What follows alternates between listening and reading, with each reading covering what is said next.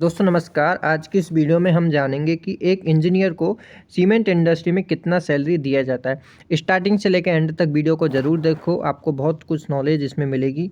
तो इसमें मैंने जो सैलरी बताई है वो इन हैंड सैलरी है। आपका खाने पीने का काटने के बाद में ग्रूटी पीएफ सब कुछ काटने के बाद में जो सैलरी बचती है वो मैंने यहाँ पे लिखी है। तो जो डीईटी होते हैं यानी कि डिप्लोमा वाले जो ट्रेनी होते हैं, जो 1 साल का ट्रेनी होता है, उसमें उसको 15,000 मंथली सैलरी दिया जाता है। जैसे आपका प्लेसमेंट होगा कॉलेज से, आपका डीईटी अगर हो तो ये सैलरी रहेगी। अगर आपने बीटेक किया हुआ है तो आपको जीईटी बनाया जाएगा और आपकी सैलरी 25,000 मंथली रहेगी। अगर आपने बीटेक प्राइवेट कॉलेज से किया है तो आपका 25 नहीं होगा, आपका 20,000 ही मंथली रहेगी। जो एनआईटी से करते हैं उनका सैलरी 25,000 रहता है जनरली। जब आपका 1 साल का जीईटी पीरियड ख़त्म हो जाएगा तो आपको सीनियर इंजीनियर बनाया जाएगा या आपको इंजीनियर बनाया जाएगा बेस्ड ऑन योर परफॉर्मेंस। तो आपकी 16% हाइक होगी। जिनका सैलरी पहले 25,000 था उनका 33,000 मंथली हो जाएगा, और जिनका सैलरी 25,000 था उनका सैलरी लगभग 30,000 मंथली हो जाएगा 1 साल बाद में।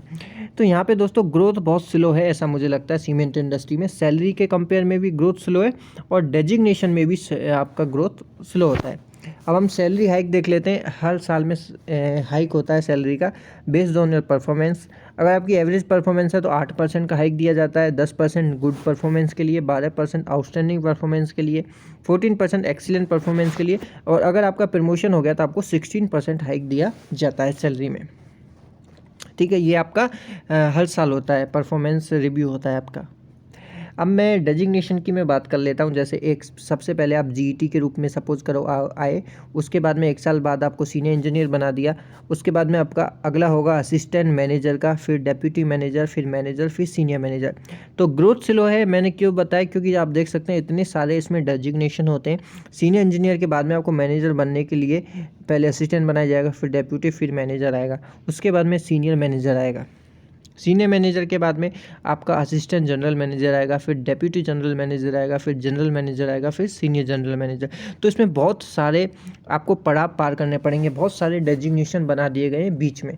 तो इसलिए इसमें ग्रोथ बहुत स्लो है और सैलरी भी जो है हर साल बहुत कम बढ़ती है इसमें दोस्तों। अब हम देख लेते हैं मैनेजर की सैलरी कितनी होती है।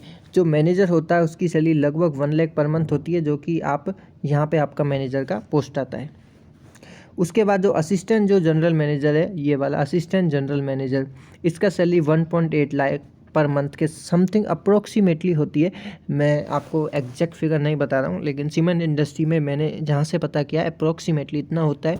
और जो प्लांट हेड होते हैं, हर प्लांट का एक यूनिट हेड होता है, उसका सैलरी 5 लाख से 10 लाख पर मंथ के बीच में होता है। ये बेस्ड ऑन योर एक्सपीरियंस ये डिपेंड करता है, लेकिन एक प्लांट हेड का सैलरी इतना होता है। तो सीमेंट इंडस्ट्री में अगर दोस्तों आप काम करते हो, अगर सीमेंट इंडस्ट्री में आप काम करते हो तो आपको एक ग्रोथ इसमें बहुत स्लो यहाँ पे मुझको लगती है। आप प्लांट हेड बनने के लिए आपको 15 से 20 साल का वक्त लगेगा, और उसके बाद में आपका सैलरी 5 लाख से 10 लाख के बीच में होगा। और सैलरी भी यहाँ पे ज़्यादा इतनी अच्छी नहीं है कंपेयर टू अदर इंडस्ट्री।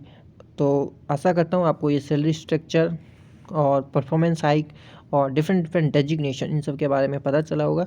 और कमेंट में फिर भी कोई डाउट है तो वो आप मुझसे पूछ सकते हैं। और मिलते किसी दूसरी नई वीडियो में। आप इस चैनल को सब्सक्राइब भी कर सकते हैं।